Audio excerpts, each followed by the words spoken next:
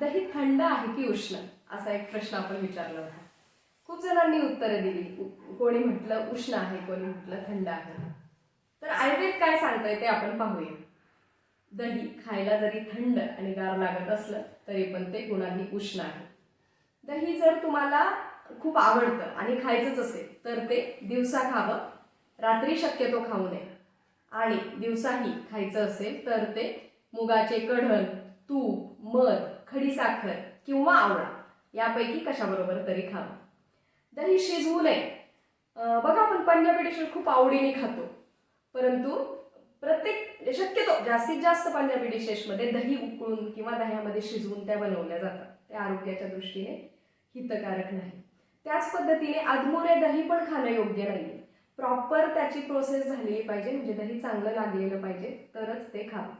फक्त वाताच्या प्रकृतीसाठी ते योग्य आहे.